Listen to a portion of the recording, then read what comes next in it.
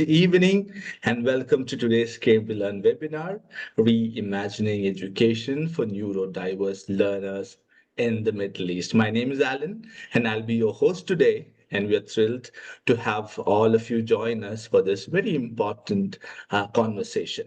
So at CambriLearn, we believe education should empower every learner, including those who think and learn and process the world differently. So today's session is designed for parents, educators, tutors, and advisors supporting neurodiverse children across the region.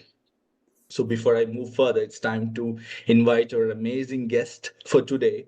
Joining us this evening is our incredible guest speaker, Lisa Grace Wilson. She's an education specialist in the Middle East. Everybody in this domain knows her. She's a writer, she's a speaker as well, and the editorial director of Teach Middle East. Welcome, Lisa. We'll be diving into the benefits of online and hybrid schooling today. We'll discuss some real world support strategies and the importance of collaboration between families, schools, and specialists. So that said, I hand it over to you, Lisa. Thank you so much. Very much happy to be here, Alan, and the team at CambriLearn. Like you said, my name is Lisa Grace, and I am all about education. I'm a former school leader. First, before I even became a school leader, it's disingenuous to start there. I'm a former teacher, and I taught for over 20 years, and then I went into school leadership alongside that. So I also segued into writing and journalism. But today I wanted to talk a little bit more about what it is that we can do for neurodiverse students and how we need to be helping them. So I'm going to go from the lens of a teacher, but also someone who has neurodiversity in the family. And I don't know how to switch to the next slide, but I'm going to do that. The way I look at life is that we're all neurodiverse. In some way, shape, or form, we all have something that is a little bit special about us that makes us unique. The young man you're looking at there is my sweet, sweet nephew. His name is Daniel, and he's on the autism spectrum. Now, Daniel was born into our family and we were super excited. Like we were like, oh my God, this is the sweetest gift. But we noticed something when he was like at the age to speak, which is like about 18 months to 2 years, he wasn't speaking. And we were like, what's going on? But he was very alert. Everything else about him was what you would consider, and I'm doing the quote unquote normal. And so we were like, what's going on? So we started going doctors. We thought he had a speech impediment, everything. Only to find out that he was on the autism spectrum. And as he got older, his speech developed. But we also noticed that he had a lot of different abilities. Like he could remember things. He was really high functioning, but there were also other things that he couldn't tolerate. A lot of noise, a lot of commotion. He needed frequent breaks. He needed to go at his own pace. And so we had, as a family, to make special arrangements and provisions for him. Now, as a teacher in the family, I started to do a lot more research into how do we cater to Daniel, who is neurodiverse, because there's one thing to start to say, oh, there's something wrong with him. But the truth is there's nothing wrong with him. He just needs different provision than what somebody else needs. And that was the first thing we had to do in our family. We had to fix the language around how we spoke to Daniel and how we spoke about Daniel. And that really made a huge difference to him and to us, because it made us more empowered and it made us more aware of how we were seeing things and doing things around him. And so this was him, this photo was him at his graduation, because we had to operate, we had to have him be in school and out of school some of the times. And it's interesting that I'm talking on a panel, on a webinar with an online school, because we had to do a bit of online schooling with him, as well as sending him to certain centers, because traditional school didn't work for him. He couldn't deal with some of the things that were taking place in traditional school, which I will talk about on the next slide. So throughout this chat, just remember my sweet Daniel, because he represents a lot of the students that are in schools and at homes all over the world. Next slide. So as an educator, I realized that there were things I was noticing with the students in the school, and teachers would come to me and say, I've noticed this. And here are just some of the things that they were noticing. That there were some students who had delayed speech, but they could really observe what was going on very well. There were some students who were able to do really complicated puzzles, and these are things that, you know, we took for granted. And normally we would say, oh, they're just smart, but not really. If you look at the whole child, you will see that there were some level of neurodiversity there. They loved variety. So there were some kids who you couldn't give them the one thing. You know how sometimes in class they give you a math problem and you had to sit there for the whole time doing that one thing? These students needed to chop and change, come back to it, go back and forth. And then there were some kids who they couldn't read a book to save their life, but they could play a video game for 1.5, 2 hours without making any fuss. They needed no motivation. They could sit there and concentrate on that. And then there are kids who just couldn't, like my nephew, couldn't tolerate loud noises. And there's nothing louder than a school sometimes. Like, schools can be extremely loud places. Then finding difficulties with conflicts, and you know how overwhelming it can be sometimes when people are coming at you. Kids who are neurodivergent tend to run or cower in a corner or hide. You notice that. Why are they hiding, or why are they not wanting to be in certain spaces? That's how some of the neurodiversity manifests. And so making small changes, maybe to where they learn or how they learn or their mode of learning, could actually make such a huge difference. But one of the things I think that made the biggest difference was them being able to go at their own pace with their learning, not the pace set by standard curriculum, not the pace set by traditional school timings, not the pace that's set by everybody else around them. They needed their own pace. And that's one of the main things that I observed with neurodivergent learners. And so what I realized was that in traditional classrooms, certain kids will always struggle. Now, I have to say this because I'm an educator who taught in traditional schools all my time. It's not for everybody. But online school isn't for everybody either. It's about finding the thing that fits the child. And so that one size fits all doesn't work for everybody. That rigid schedule doesn't work for everybody. And the school system tends to focus on what's lacking. You know, you hear things like, oh, we need to have catch-up classes, or we need to focus on this weakness and weakness and weakness. But the fact is, sometimes what the child needs is just to play to their strength. And I think if you're dealing with neurodiversity from a place of deficit, you will always find more deficit, you know? But if you're looking at it from a place of finding where that child is strong and playing to their strength, you'll find more strengths. And that is really what some of the biggest challenges I think I saw when traditional schools tried, and they still do. Now, obviously, if you go back to the previous slide, there is something key that I want to talk about. Rigidity in schools isn't a bad thing because it teaches routine. But when you're talking about neurodiverse learners, routine can be the enemy of progress.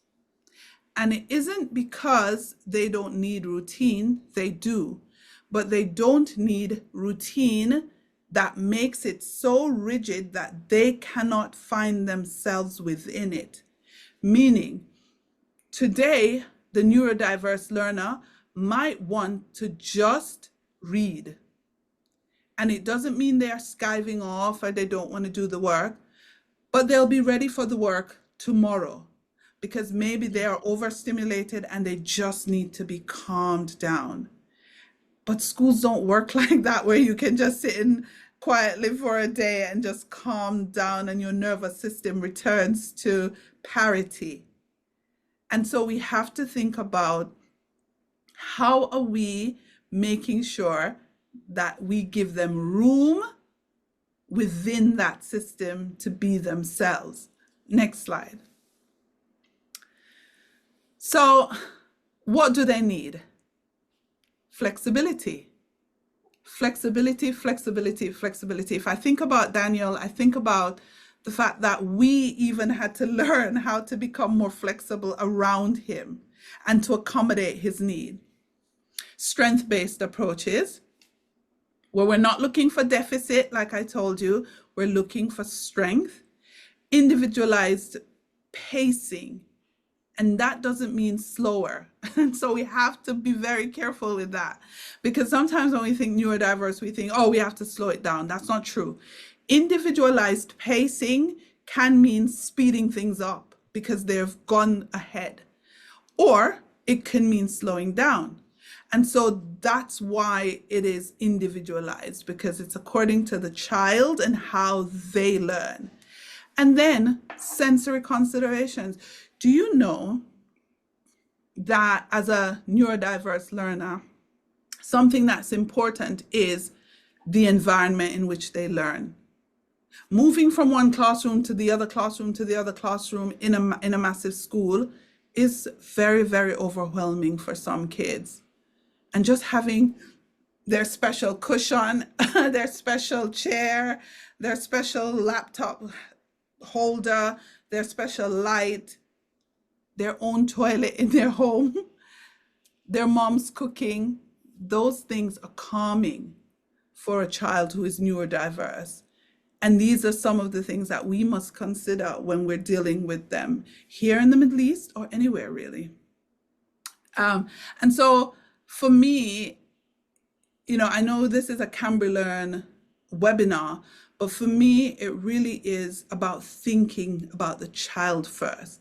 And when you think about the child first, it might mean an online provision, it might mean a hybrid provision, or it might mean a traditional school.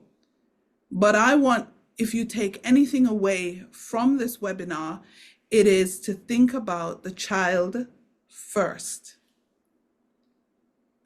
I think I need to hand over to Hugo now. Hugo, thank you. Thanks. It's actually to Ellen, to my colleague Ellen. But thanks, Lisa. You're welcome. Love that. And thanks for the personal anecdote. That just brings it to life. This is about real children, right? This is not hypothetical. Thank you. Well, thank you, Lisa, so much. It was very heartwarming as well, and some pointers very good taken now. I think Hugo, you would explain how online and hybrid schooling offers a better way in this particular scenario. Yes. So, Lisa, thanks for bringing up the different options in which CambriLearn can be used. It's actually used in traditional schools too. We're not against the traditional school environment at all. We're actually very much in favor of a blended approach, sometimes people call it, or the hybrid approach. You talked about that. Except in a traditional school, I must say our platform generally gets used as a teacher aid. So they use the curriculum materials, the student-facing resources, the assessment banks, and they use it as a teacher instrument, pedagogic instrument. But we do have hybrid solutions. You're quite right. There are instances where parents want their children to be out of home, to be peer socialized, to be studying in a co-learning space, to be supported by other adults, and to have maybe neurodiverse interventions such as, speech and language therapies, occupational therapies, counseling, psychotherapies, and even sensory regulation rooms. You talked about how sensory overload can be a real problem in a traditional classroom for someone who may be on the spectrum. Well, often these hybrid spaces are micro schools. They do allow for that time out, for the space where you can go and sensory regulate, just go and just have a decompression space. You can have as frequent breaks as you need. You can go and play with children when you feel like being social, or be near children where they're socializing and you are quite comfortable in your own skin just being near them, but in your own world, as happens sometimes with children on the spectrum. So it gives you that freedom to decide how you socialize, when you socialize, no pressure. And then, of course, you can just do this purely at home, absolutely, either with a teacher or student aid facilitating, a private tutor, or the parents themselves can, of course, do this themselves. We're not going to stop a parent from home education. That is a viable option. So it's important to provide the right environment for the particular child. Like you said, follow the child. Some children are made for traditional school and they thrive in it. Absolutely. We're not against the traditional school model. We're just here to help individualize learning pathways so that children who do not fit the standardized education model at bricks and mortar schools can find their own way at their own pace without pressure. They can take as many breaks as they like. They can accelerate their learning. I mean, this is not just for slowing down the learning, as you said. This is also for accelerating your learning. And I want to stress that you've got to free your mind of the traditionalist mindset that you have to be at the same level for every subject. You have to pace yourself in sync for every subject. With CambriLearn, irrespective of which curriculum you take, our American International, our British International, you can be on different tracks for different subjects, which again plays off your strengths. As in, if you excel, if you actually are really strong at a particular subject, you can advance in that subject, you can progress and go beyond your age level. So highly flexible, and absolutely we do allow for additional time. If you need concessions, Alan, you need a scribe or a reader or a typing concession. Of course, if you do our American International, you can actually use text to speech because everything can be typed. All assessment is digital. Everything's on screen. So it completely obviates the need for handwriting. It can read the screen for you. So you can also let it read for you if reading is a challenge. The multi-sensory nature of our content as well. In fact, that it's video and audio and written, and that it's both physical in the case of the British International, they're physical print books that you can get, but it's also on screen and digitized. That does also cater to more learning styles. And we've done a webinar on learning styles. Again, to allow your child to thrive in the learning modality that works best for them.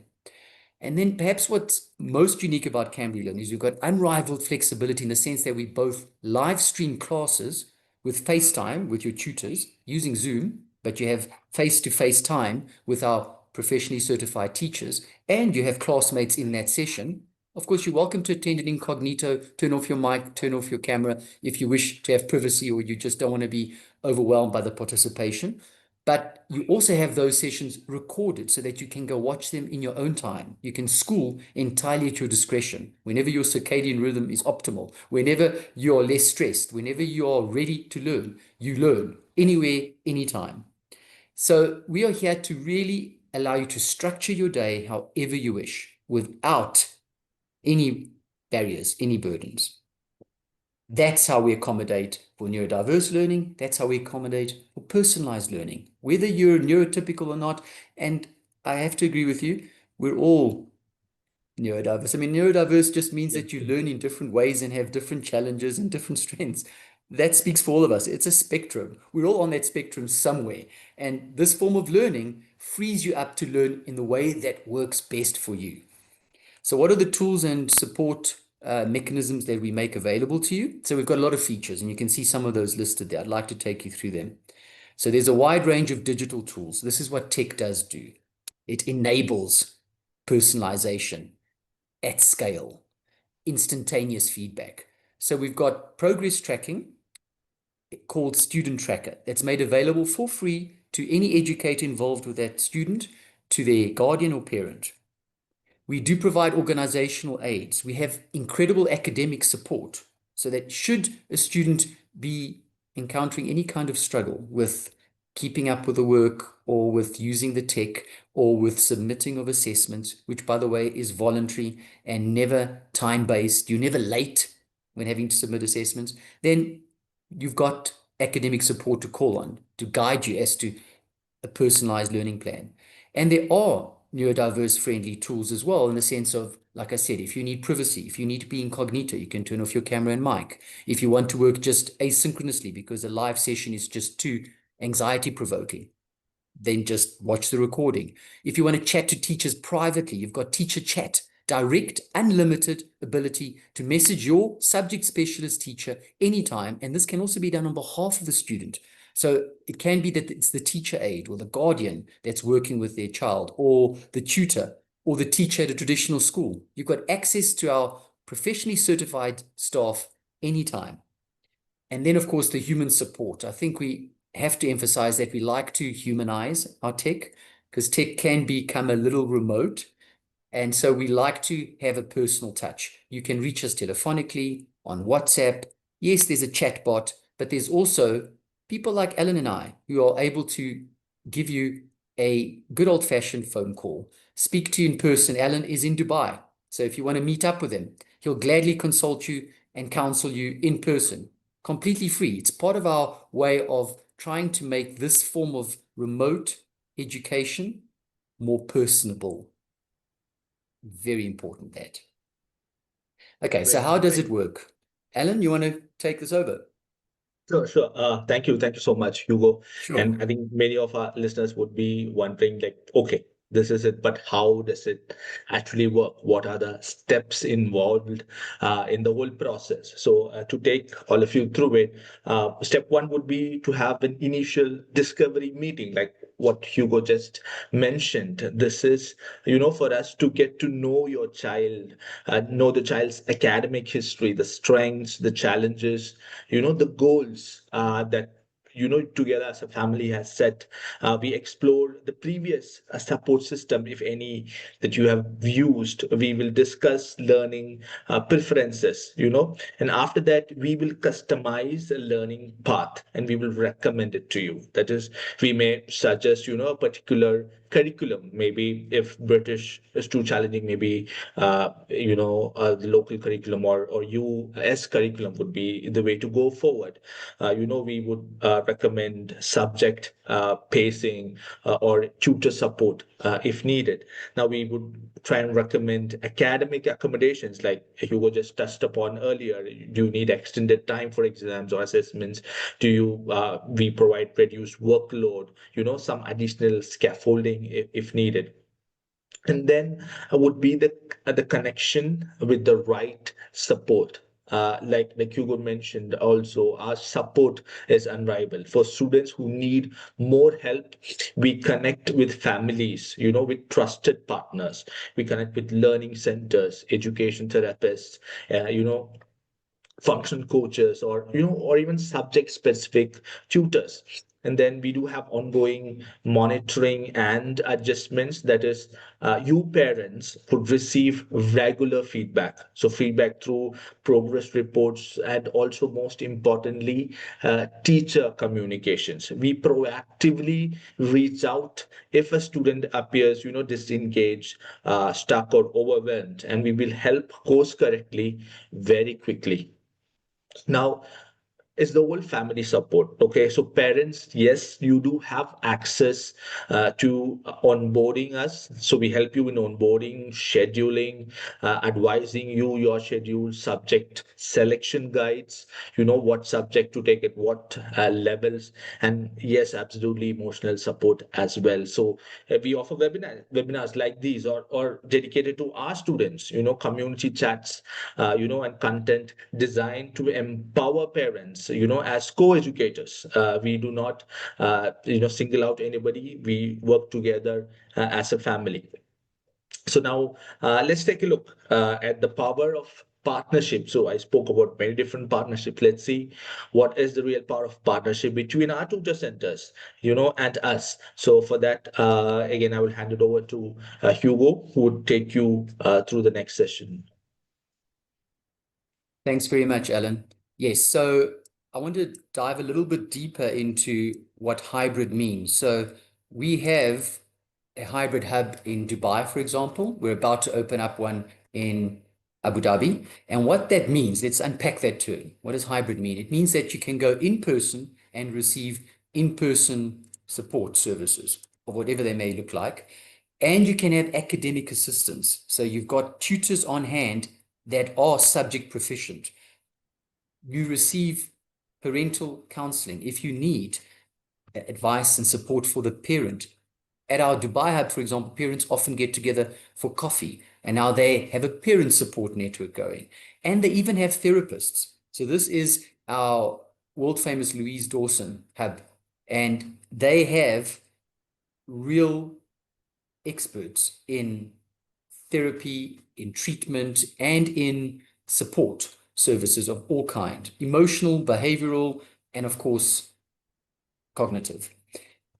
And I think the best part of having these partnerships is that then your child is not socially isolated, because a common concern about online learning is that they may become lacking in social skills, or may become isolated and antisocial, or just depressed. Well, some students are fine working solo, and in fact, they need it. They need that peace, and they need that ability to focus and concentrate without the distraction of others and the noise and buzz of a classroom or of an environment that's a collaborative space. But there's many students who feel like, I want to experience something of a school environment. I want to go and do extracurriculars. I want to go and do project work with other students. I want to just socialize, just go for plain good old-fashioned peer socialization, chat, and emotional support. Let's not forget, we like to have someone on our journey, to have someone who's also doing this, because again, to borrow a word which is loaded, I know, but it normalizes us, right?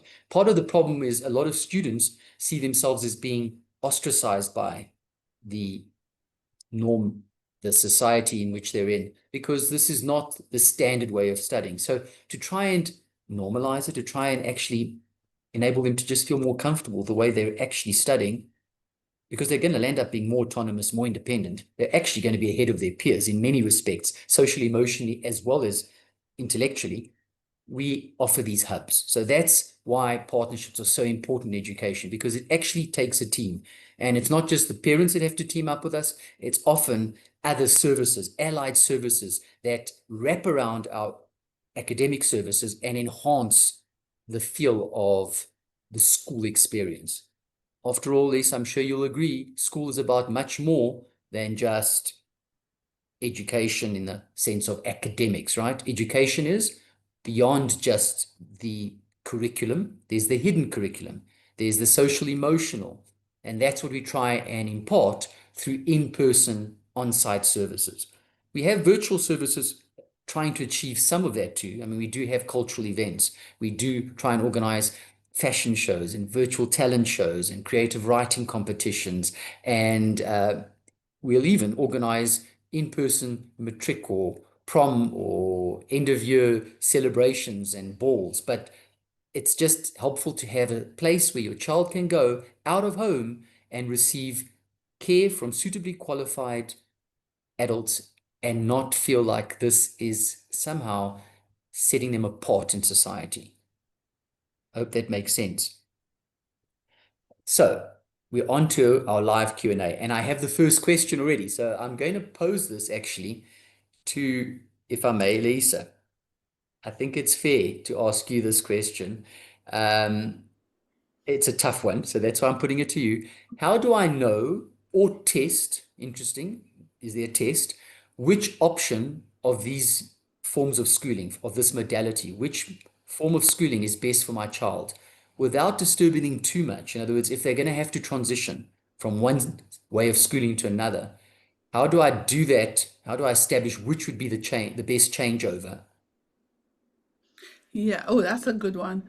So the thing is, most kids start out in traditional school, and then you find that they're struggling with that.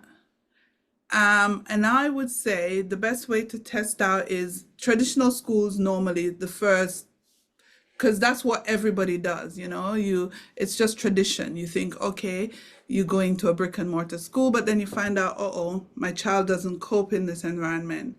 I think the next thing to do is to try online. See how they are coping online, and then see where the deficits are. Because you might find that, okay, online means that they're not getting enough social interaction, or they might need special provisions or additional services. So then start to introduce those other things in by maybe going to centers or going on trips with other homeschool parents or building a community around the child. So how do you know how to do it? I would say test, test, test.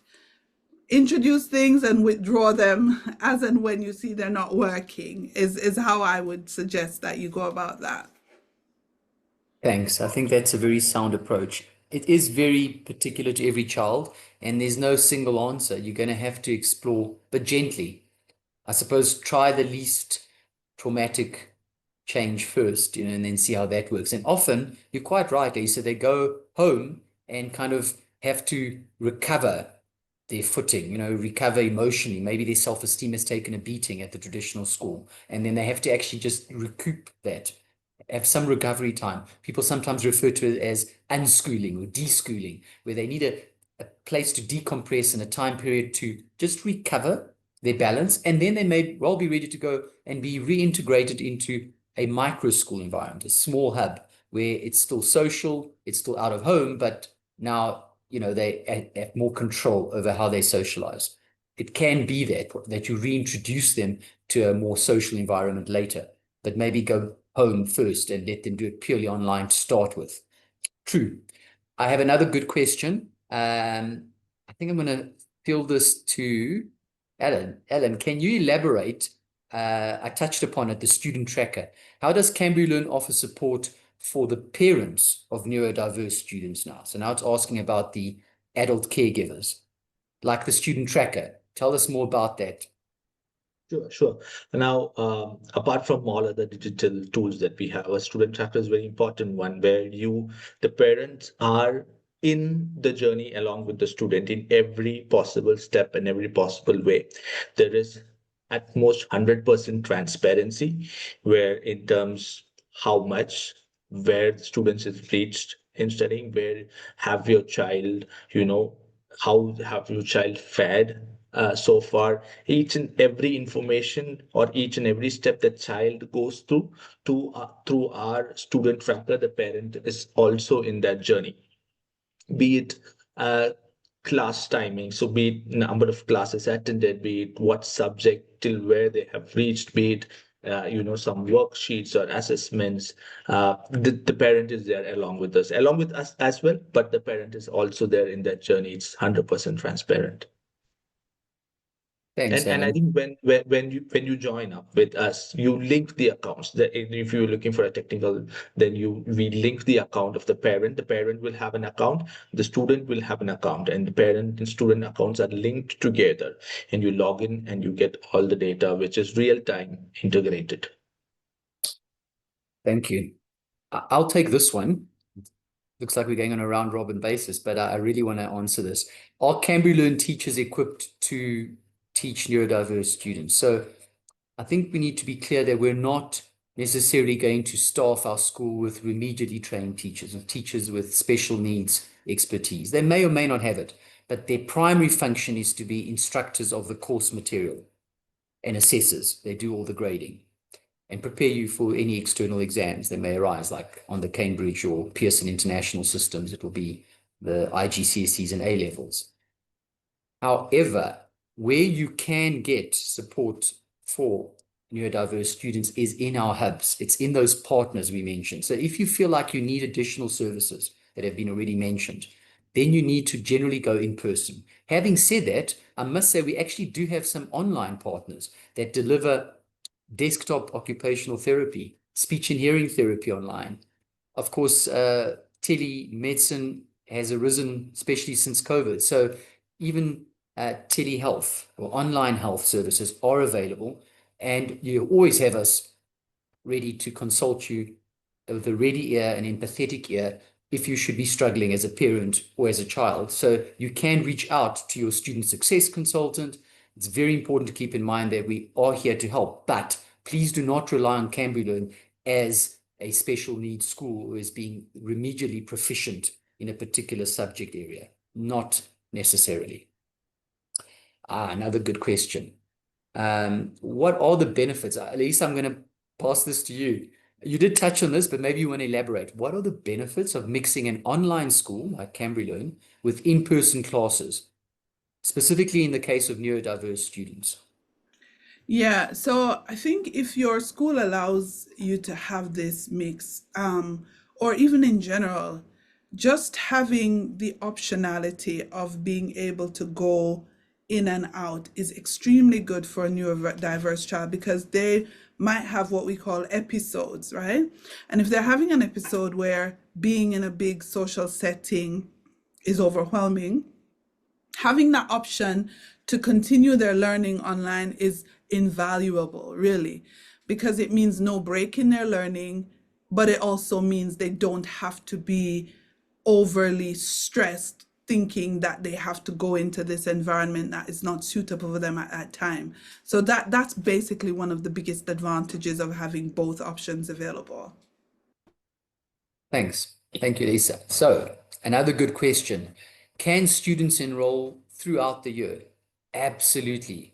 That's another unique feature of CambriLearn. No single intake, rolling admissions. You can begin your year, your academic year, at any point in the calendar year, and you can finish it at any point in the calendar year as well. So acceleration is totally possible. You can do 2 grade levels in a subject in a particular year, as is the ability to take longer than a 12-month period to finish a subject. So you begin when you are able to, and you take on as many subjects as you are able to at a point in time.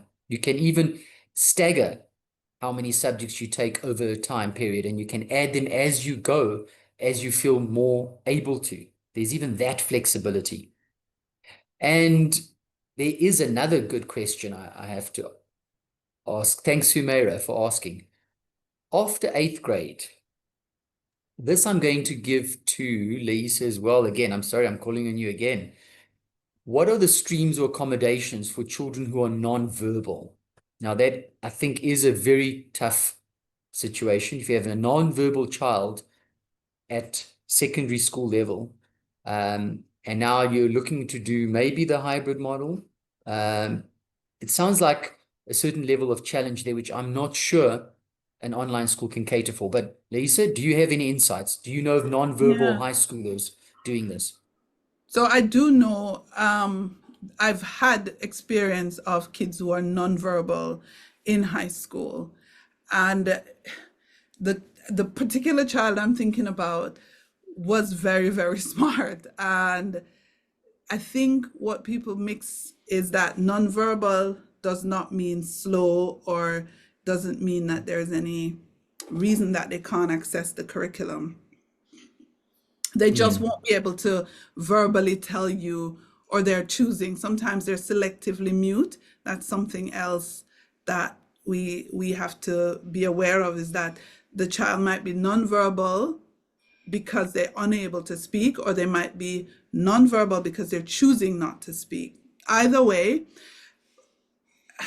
online would probably not be a bad idea. However, with hybrid, what we need to be aware of is the assessment. So if the assessment calls for an oral component, that's not going to work.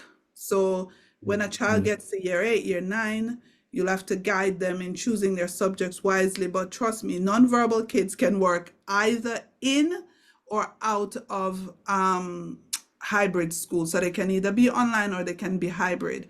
It's just our requirement of them that needs to change. See what I talk about when I say playing to your strength is that we cannot then put that child in for a modern foreign language that requires half of their grade to come from a speaking component.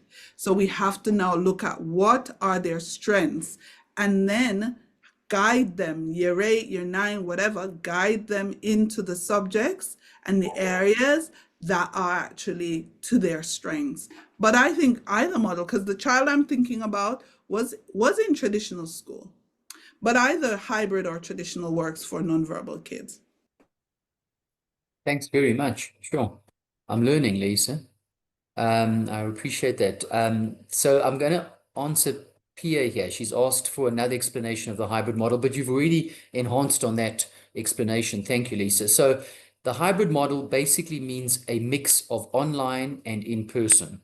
That's our name for it. In other words, it's virtual, but it's also real. It's on screen, but it's also off screen. So it's got physical print books, but it's also got on-hand teachers and facilitators and maybe allied services, additional services that you might require that might include therapies or tutoring, academic assistance.